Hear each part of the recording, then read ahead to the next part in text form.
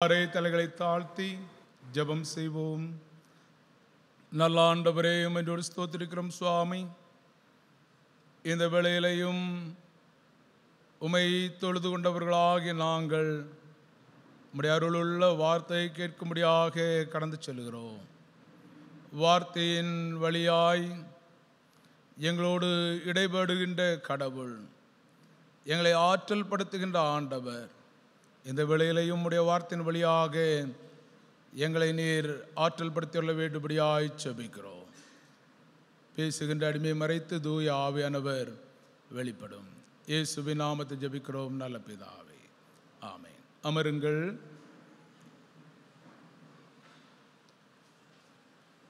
உயிர்த்தெழுதலுக்கு பின் வருகின்றதான 3ஆம் ஓய்வு நாளின் காலை பொழுதிலே உங்கள் மத்தியிலே வருகை தந்து ஆண்டவருடைய வார்த்தையை பகிர்ந்து கொள்ளும்படியான வாய்ப்பினை நல்கியதான இத்திருச்சபையினுடைய தலைமை ஆயருக்கும் இணை ஆயருக்கும் நான் நன்றியை தெரிவித்துக் கொள்ளுகிறேன். இந்த வழிபாட்டிலே வருகை தந்திருக்கிறதான உங்கள் யாவரையும் அன்போடு வாழ்த்தி வரவேற்கிறேன். நான் நெகிடி திருச்சபைக்கு தான் வந்திருக்கிறேனா என்பது எனக்கே கொஞ்சம் கேள்வியாக இருக்குது. சிலத்தில் பில்டிங் அதுதான், ஆனால் நிறைய புதுமுகங்களை பார்க்குறேன். பழைய முகங்கள் ஒரு சிலர் ஊருக்கு சென்றிருப்பார்கள் என எண்ணுகிறேன். சிலர் டிரான்ஸ்ஃபர் ஆகி கடந்து சென்றிருப்பார்கள். என்றாலும் அநேக புதுமுகங்களை பார்க்கும்போது மிகுந்த மகிழ்ச்சி அடைகிறேன். ஆண்டவர் அநேக ஆத்துமாக்களை இந்த ஆலயத்திற்கு நேராக கொண்டு வருவதற்கு தேவன் பாராட்டின கிருபைக்காக ஆண்டவரை நான் ஸ்தோத்திரிக்கின்றேன். இந்த காலை பொழுதிலையும் கூட சற்று நேரம் சிந்தனைக்காக தெரிந்து கொண்டதான திருமறை பகுதி நாம் வாசிக்க கேட்டதான நற்செய்தி நூலாகிய பரிசுத்த லூக்கா எழுதின நற்செய்தி நூல் 24ஆம் அதிகாரம் 32வது வசனத்தை ஒருவர் வாசியுங்கள்.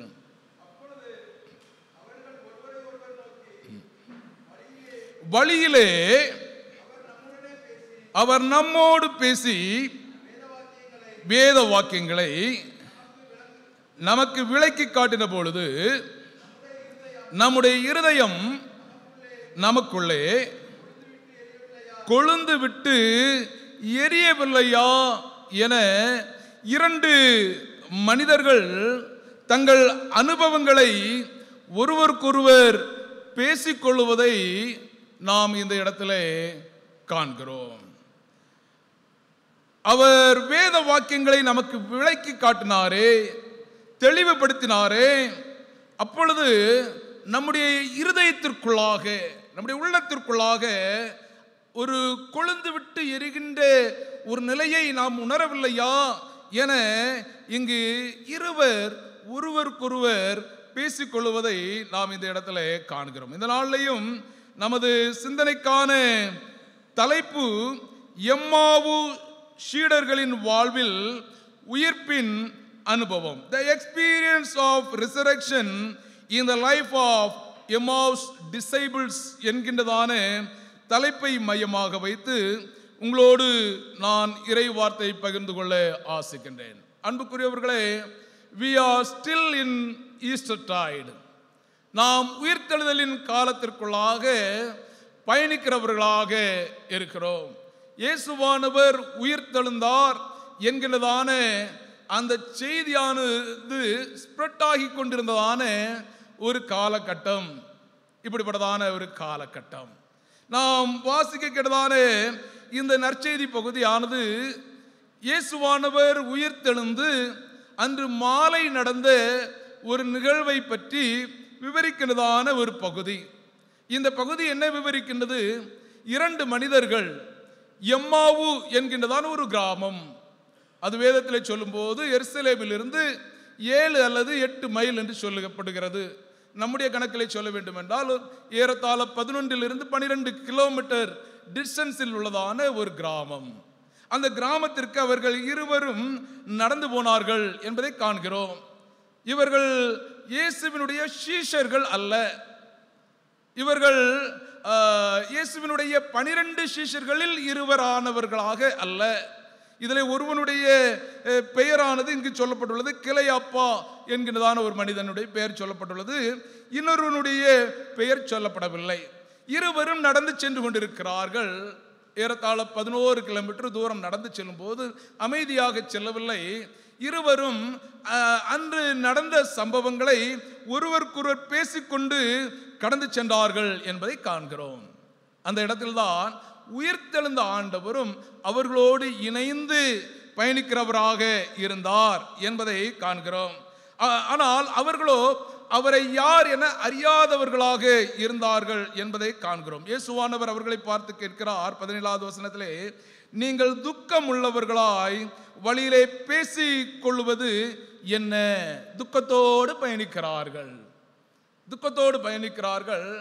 இயேசுவானவர் அறியாதது போன்று அவரிடத்திலே கேள்வியை கேட்கும் போது அதற்கு அவர்கள் அங்கு பதில் சொல்கிறார்கள். நசரனாகிய 19 21 வசனம் வரை உள்ளதான பகுதி, நசரனாகிய இயேசுவை பற்றியவைகளே என்று பதில் கொடுத்து அவரை பற்றி சில காரியங்களை சொல்கிறார்கள். அவர் வல்லமை உள்ள தீர்க்கதரிசியாக இருந்தார். அவரை நம்முடைய பிரதான ஆசாரியரும் அதிகாரிகளும் மரண தீர்ப்புக்கு ஆளாக்கினார்கள். சிலுவையிலே அறைந்து கொன்றார்கள். நாங்களோ அவர் இஸ்ரவேலை மீட்டு ரட்சிப்பார் என்று நம்பி இருந்தோம் என்று அவர்கள் தங்களுடைய கதைகளை அவரிடத்தில் சொல்லுகிறார்கள்.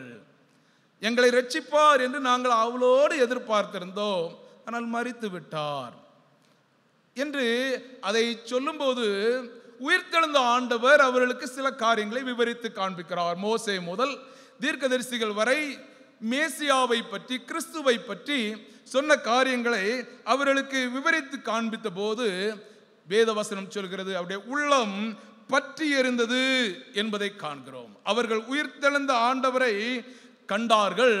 தாங்கள் கண்டதை அவர்கள் அறிவிக்க துரிதமாய் ஓடி சென்றார்கள் என்பதை இந்த நற்செய்தி பகுதியானது நமக்கு கூறுகிறது. இந்த பயணத்திலே உயிர்ப்பின் அனுபவம் இவர்களுக்கு எவ்வாறு இருந்தது என்பதையே இன்றைய தினத்திலே நான் உங்களோடு பகிர்ந்து கொள்ள ஆசிக்கிறேன். ஒரு 3 கருத்துக்களை உங்களோடு நான் பகிர்ந்து கொள்ள ஆசிக்கிறேன். முதலாவதாக வசனம் 16 மற்றும் 31 வசனத்தில் நான் வாசிக்க முடியும். உயிர்ப்பின் அனுபவம் இல்லை என்பதில் இருந்து இருக்கிறேன் என்ற நிலையை உருவாக்கிய பயணம். The experience of resurrection, the journey that created a state from no to yes என்பது. உயிர்ப்பின் அனுபவம் இல்லை என்பதில் இருந்து இருக்கிறேன் என்ற நிலையை உருவாக்கிய ஒரு பயணமாக இருந்தது. இந்த 16 வசனத்தில் நாம் வாசிக்கும் போது வாசிங்க பார்ப்போம். லூக்கா 24:16.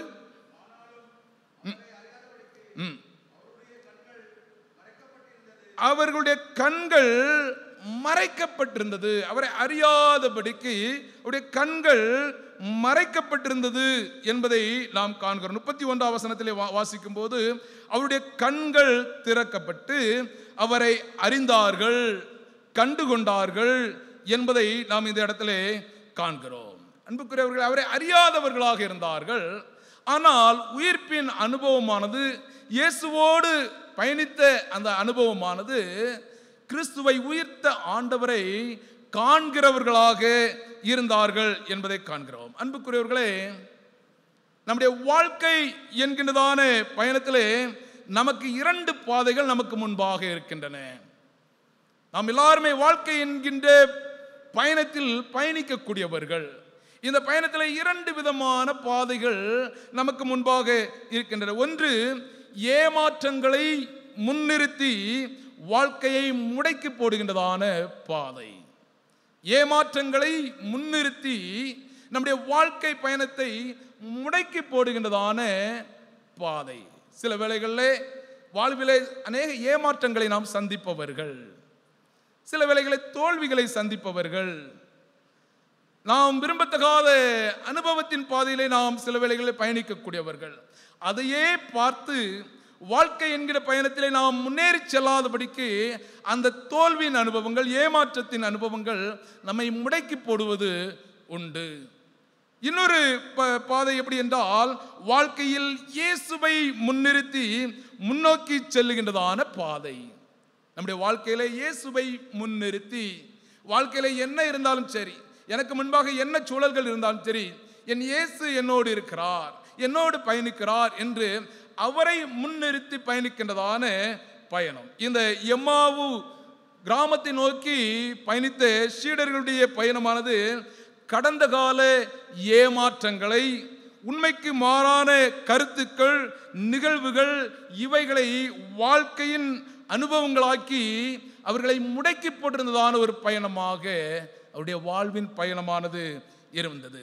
இயேசுவானவர் இனி இல்லை, அவர் இல்லை, இனி அவரை பார்க்கவே முடியாது என்று எண்ணங்களோடு, ஒரு முடங்கி போன மனநிலையோடு பயணித்தவர்களாக இவருடைய பயணமானது இருந்தது.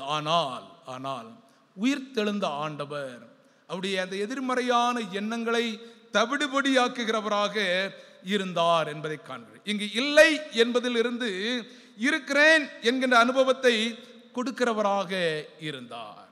அவரை கண்டார்கள், அவரை அறிந்தார்கள் என்பதை நாம் இந்த இடத்துல காண்கிறோம். அன்புக்குரியவர்களே, நம்முடைய வாழ்க்கை என்கிறதான பயணத்திலையும் அநேக வேளைகளில் உங்களையும் என்னையும் முடக்கி போடுகின்றதான எதிர்மறையான நிகழ்வுகள் பல உண்டு. அவைகளை நாம் நோக்கி பார்க்காமல் உயிர்த்தெழுந்த ஆண்டவர் என்னோடு உண்டு, என்னுடைய வாழ்வின் பயணத்தில் என்னோடு இருக்கிறார், என்னோடு பயணிக்கிறார் என்கின்றதான அனுபவத்தை பெற்றுக்கொள்வோமே ஆகில் வாழ்க்கையில எந்த சூழல்களையும் நாம் தாண்டி செல்ல முடியும், நாம் கடந்து செல்ல முடியும்.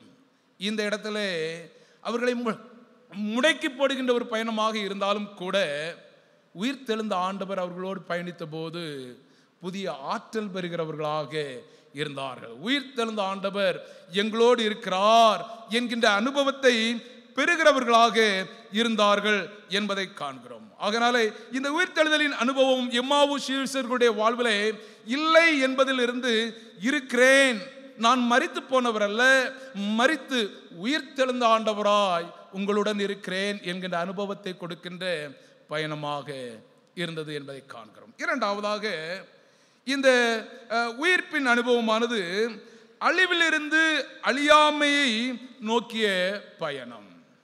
அழிவிலிருந்து அழியாமையை நோக்கிய பயணம். The experience of resurrection, the journey that was from the state destruction towards the state immortality என்பதை நாம் இதில் காண முடியும். வசனம் 20வது வசனம், 22வது வசனம், 23வது வசனத்திலே நாம் வாசிக்கும் போது, அது வாசிங்க பார்ப்போம்.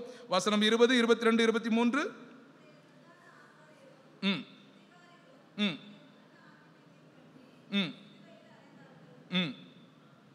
22,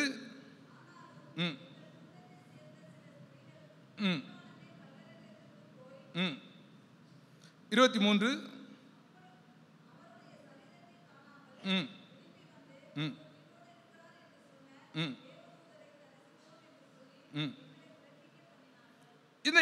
இந்த இடத்துல நாம் காணும்போது இவர்கள் சொல்லுகின்றதான வாசகங்கள், வார்த்தைகளை காணும்போது பிரதான ஆசாரியர்கள், நம்முடைய பிரதான ஆசாரியர்கள், நம்முடைய வேத பாரகர்கள், பரிசேயர்கள், சபை மூப்பர்கள், இவர்கள் எல்லாரும் இணைந்து இயேசுவை கொன்று விட்டார்கள் என்கின்ற நிலையில் இருந்ததான ஒரு தருணம். நம்ம தலைவர்கள் எல்லாரும் சேர்ந்து நம்முடைய தலைவர் இயேசுவை கொன்று விட்டார்களே என்று இருந்ததான ஒரு சூழல்.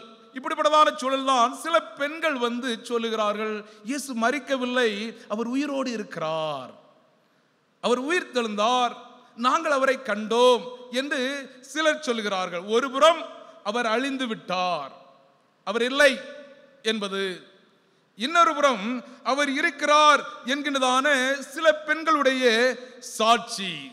அவர் மரித்து விட்டார் என்பதுக்கு ஊரே சாட்சி, பெரும்பாலான மக்களுடைய சாட்சி. சிலருடைய சாட்சி அவர் இல்லை, மரிக்கவில்லை, அவர் உயிரோடு இருக்கிறார் என்பது. யார் சொல்லுவதை கேட்பது? இந்த சமூகமானது அநேக வேளைகளில் மெஜாரிட்டி பக்கம் சாகின்றதான சமூகம். மெஜாரிட்டியின் கருத்து எங்கே இருக்கிறதோ அந்த பக்கமே சரி என ஏற்றுக்கொள்கின்றதான ஒரு சமூகம். சிலர் வந்து சொன்னார்கள், அவர் மரிக்கவில்லை, அவர் உயிரோடு இருக்கிறார் என்று. எதை ஏற்றுக்கொள்வது என்று தெரியாமல் இருந்து அவர்கள் பயணித்ததான ஒரு தருணம். அவரை அவர் உயிர்த்தெழுந்தார் என்பதை நம்ப மறுத்தவர்களாக இருந்ததான ஒரு தருணம். இந்த வேளையில்தான் சாவை வென்று உயிர்த்தெழுந்த ஆண்டவரை இந்த எம்மாவு சீஷர்கள் கண்டார்கள் என்பதை காண்கிறோம். அவர் இல்லை என்பதல்ல, அவர் இருக்கிறார்.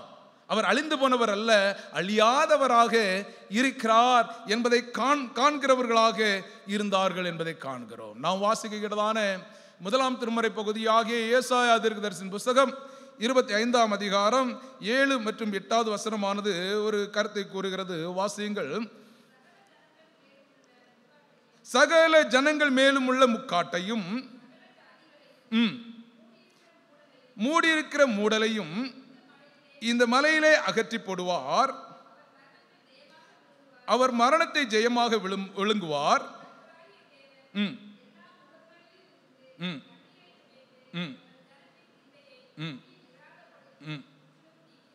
அன்புக்குரியவர், இந்த பகுதியானது பாடுகளினூடாய் நம்பிக்கை இழந்து விரக்தியோடு வாழ்ந்து கொண்டிருந்த இஸ்ரவேல் ஜனங்களுக்கு அழிவிலிருந்து அழியாமைக்கு நேராக ஆண்டவர் நடத்தி செல்லுவார் என்கின்றதான நம்பிக்கையை கொடுக்கின்றதான ஒரு பகுதி. தீர்க்கன் அந்த நம்பிக்கையை ஊட்டுகிறவனாக இருந்தான். முக்காட்டை அகற்றுவார் என்பதை இங்கு நாம் காண்கிறோம். முக்காட்டையும் சகல ஜாதிகளில் மூடியிருக்கிற மூடலையும் அவர் அகற்றி போடுவார் என்று சொல்லுவனமாக. ஏனென்றால் அவர் மரணத்தை ஜெயமாக விழுங்குவார் என்பது. இங்கும் கூட இந்த இடத்திலையும் இந்த சீஷர்களும் கூட இயேசுவானவர் சிலுவையில் அறை உண்டார், மரித்து போய்விட்டார், இனி அவ்வளவுதான் அவமானம், நிந்தை, துக்கம்.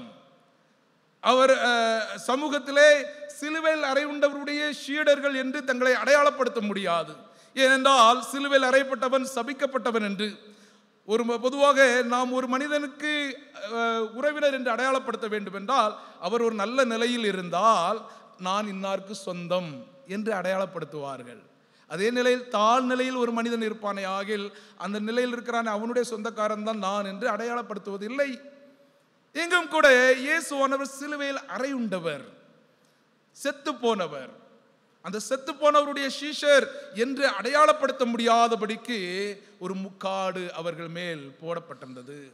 ஒரு மூடலோடு, ஒரு துயரத்தோடு, விரக்தியோடு பயணித்துக் கொண்டிருந்ததான வேளையில்தான் அந்த விரக்தியோடு பயணித்துக் கொண்டிருந்த மனிதர்களுடைய வாழ்விலே இருந்ததான முக்காட்டை உயிர்த்தெழுந்த ஆண்டவர் அகற்றினார் என்பதை நாம் இங்கு காண்கிறோம். இந்த தீர்க்கன் சொன்னதான அந்த வாக்கானது அன்றைய தின மக்களுடைய வாழ்விலையும் நிறைவேறுகிறதாகவும் இன்று புதிய ஏற்பாட்டின் காலத்திலும் இந்த எம்மாவூர் சீஷருடைய வாழ்விலையும் அது நிறைவேறுகின்ற ஒன்றாகவும் இருந்தது.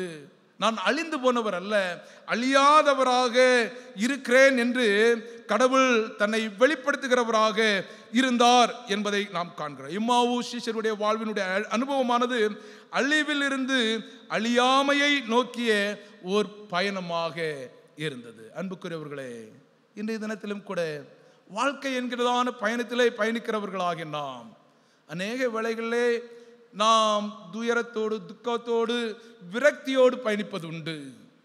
முக்காடு அணிந்தவர்கள் போன்று பிறர் மக்களுக்கு முன்பாக தங்களுடைய காட்சியை கொடுக்க தயங்குகிறவர்களாக அநேக வேளைகளிலே இருப்பது உண்டு. ஆனால் ஆண்டவர் சொல்கிறார், உன் முக்காட்டை நீக்குவேன். நான் மரித்த கடவுள் அல்ல, நான் அழிந்து போன கடவுள் அல்ல, நான் அழியாதவர். உங்களுடைய வாழ்விலையும் ஒரு வேளையிலே விரக்தி, அவமானம், நிந்தை என்கின்றதான முக்காடு இருக்கிறதோ அந்த முக்காட்டை உயிர்த்தெழுந்த ஆண்டவர் நான் அகற்றி நான் உன்னுடைய வாழ்வில் அழியாத கடவுளாக இருக்கிறேன் என்கின்ற நம்பிக்கையை உங்களுக்கும் எனக்கும் தருகிறவராய் இருக்கிறார். ஆகையினாலே வாழ்க்கை என்கின்றதான பயணத்திலே என் ஆண்டவர் அழியாதவராய் என்னோடு பயணிக்கிறார் என்கின்ற அனுபவத்தை பெற்று நாம் பயணிக்கும்படியாக அழைக்கப்படுகிறோம். மூன்றாவதாக உயிர்ப்பின் அனுபவம் நான் என்பதிலிருந்து நாம் என்பதை நோக்கிய பயணம். உயிர்ப்பின் அனுபவம் நான் என்பதிலிருந்து நாம் என்பதை நோக்கிய பயணமாக இருந்தது. The experience of resurrection, the journey that was from the state I towards the state we என்கின்றதான அனுபவத்தை கொடுக்கின்ற ஒன்றாக இருந்தது என்பதை காண்கிறோம். வசனம் 33வது வசனத்திலிருந்து 35வது வசனம் வரை நாம் வாசிக்கும் போது, யாராவது வாசிங்க பார்ப்போம்.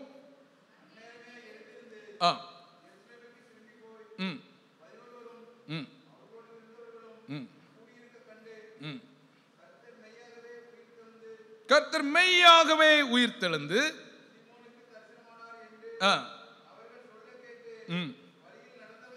வழியில் நடந்தவைகளையும்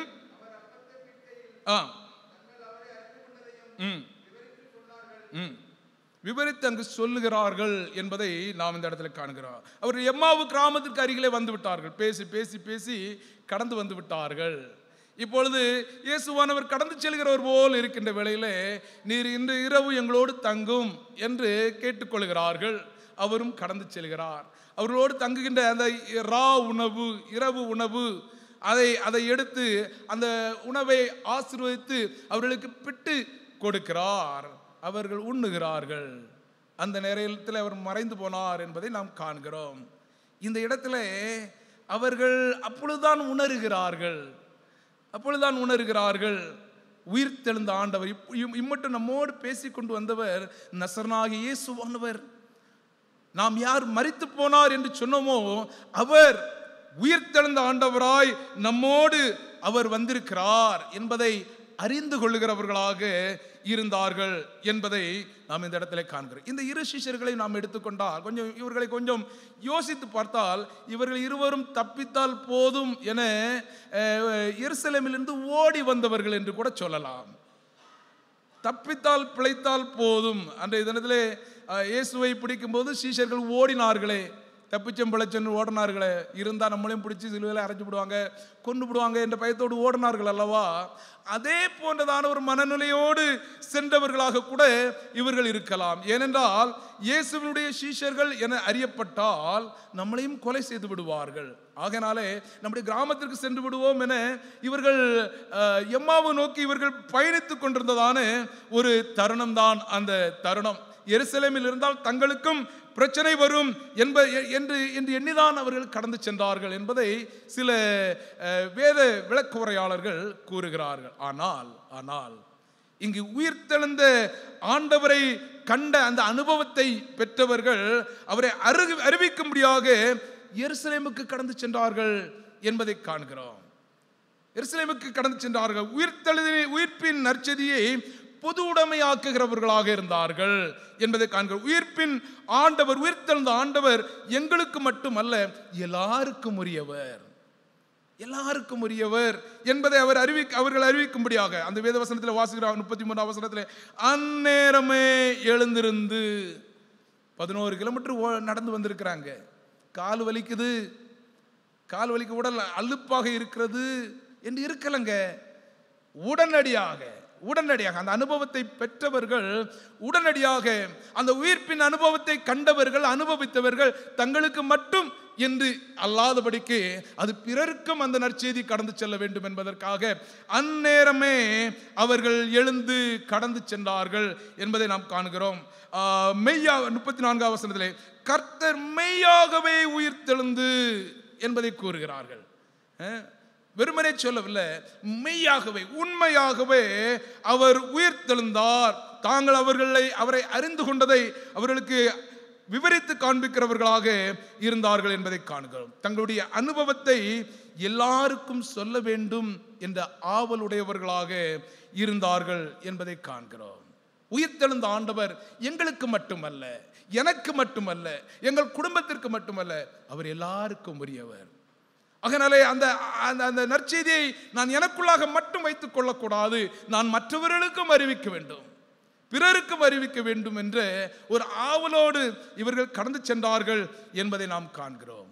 உயிர்ப்பின் அனுபவத்தை தனி உடைமையாக்குகிறவர்களாக அல்ல, பொது உடைமையாக்குகிறவர்களாக இருந்தார்கள் என்பதை காண்கிறோம். ஆதி திருச்சபையிலும் நாம் வேதத்தில் வாசிக்கும் போது, ஆதி திருச்சபையிலும் உயிர்த்தெழுந்த கிறிஸ்துவில் நம்பிக்கை கொண்ட அனைத்து மக்களும், அனைத்து ஜனங்களும் ஒரே இருதயம், ஒரே மனதுடையவர்களாக இருந்தார்கள் என்பதை காண்கிறோம். ஒருவனாகிலும் தனக்குள்ளவைகள் ஒன்றையும் தன்னுடையது என்று சொல்லவில்லை, சகலத்தையும் பொதுவாக்கினார்கள் என்பதை காண்கிறோம். இது எனக்கு என்று உரிமை கொண்டாடுகிறவர்களாக அல்ல, பொது உடைமையாக்கினார்கள், அனைவருக்கும் உரியது என்று பொது உடைமையாக்கினார்கள் என்பதை புதிய ஏற்பாட்டிலே ஆதி திருச்சபை மக்களுடைய வாழ்விலேயும் அந்த அனுபவம் இருந்ததை காண்கிறோம். அன்புக்குரியவர்களே, வாழ்விலே எங்கள் உயிர் பிழைத்தால் போதும் என தப்பித்து ஓடியவர்கள், கடந்து சென்றவர்கள், ஆனால் அந்த உயிர்ப்பின் அனுபவத்தை பெற்றபோது அது தங்களுக்கு என்று வைத்து கொள்ளாமல்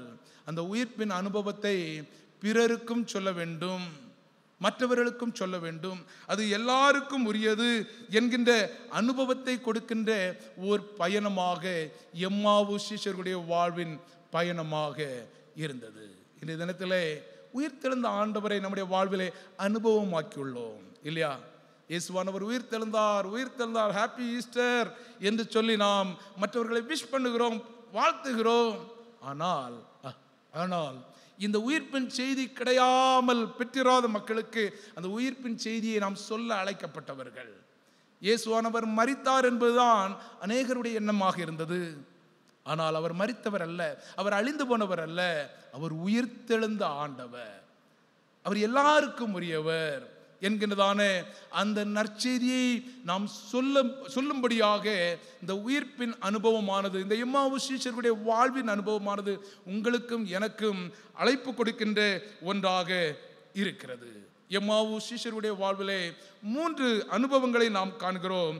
இயேசு இல்லை என்பதில் இருந்தவர்கள், அவர் இல்லை என்று அல்ல, அவர் இருக்கிறேன் என்கின்ற அனுபவத்தை அவர்கள் பெற்றார்கள் என்பதை காண்கிறோம். இயேசுவானவர் அழிவிலிருந்து அழியாமையை நோக்கிய ஒரு பயணமாக இயேசுவானவருடைய அந்த பயணமானது அவர்களுடைய வாழ்விலே இருந்தது என்பதை காண்கிறோம். இயேசுவானவர் அழிந்து விட்டார் என்றுதான் எண்ணினார்கள். ஆனால் அல்ல, அவர் அழிந்து போனவர் அல்ல, அழியாதவராக நம்மோடு, என்னோடு, உங்களோடு இருக்கிறார் என்கிற அனுபவத்தை கொடுக்கின்ற ஒன்றாக இருந்தது என்பதை காண்கிறோம். 3வதாக இந்த உயிர்ப்பின் அனுபவமானது நான் என்பதிலிருந்து நாம் என்பதை நோக்கிய ஒரு பயணமாக இருந்தது. நான் என்று அல்ல, நாம் என்கின்ற ஒன்றை நோக்கிய ஒரு பயணமாக இருந்தது. நாமும் கூட இந்த உயிர்ப்பின் அனுபவத்தை பெற்றுள்ளோம். இயேசுவானவர் மரித்தவர் அல்ல, அவர் என்னோடு இருக்கிறார். அவர் அழிந்து போனவர் அல்ல, அழியாதவராக வாழ்வின் கடவுளாக இருக்கிறார். அவர் எனக்கு மட்டுமல்ல, அவர் எல்லாருக்கும் உரியவர் என்று அறிவிக்கின்ற அழைப்பை இந்த எம்மாவு சீஷருடைய வாழ்வின் பயணமானது உங்களுக்கும் எனக்கும் தருகின்ற ஒன்றாக இருக்கிறது. அன்புக்குரியவர்களே, இந்த அனுபவத்தை நம்முடைய வாழ்விலேயும் உட்கிரகித்தவர்களாக உலக வாழ்வின் பயணத்திலே நாம் பயணிக்கும் போது எந்த சூழல்களை நாம் சந்தித்தாலும், எந்த நிலைகளை நாம் சந்தித்தாலும், எந்த எதிர்மறையான சூழல்களை நாம் சந்தித்தாலும், உயிர்த்தெழுந்த ஆண்டவர் என்னோடு இருக்கிறார், என்னோடு இருக்கிறார். நான் அழிந்து போனவர் அல்ல, அழியாதவராக உன்னோடு இருக்கிறேன் என்ற நம்பிக்கை தருகிறவராக இருக்கிறார். அந்த நம்பிக்கையோடு பயணிப்போம். அதோடு இந்த உயிர்த்தெழுந்த ஆண்டவரை மற்றவர்களுக்கும் பறைசாற்றும் மக்களாக நாம் வாழுவதற்கு இந்த எம்மாவு சீஷருடைய வாழ்வின் அனுபவமானது நம்முடைய வாழ்விலேயும் அனுபவமாகிட உயிர்த்தெழுந்த ஆண்டவர் நம் அனைவருக்கும் துணை புரிவாராக. ஆமென்.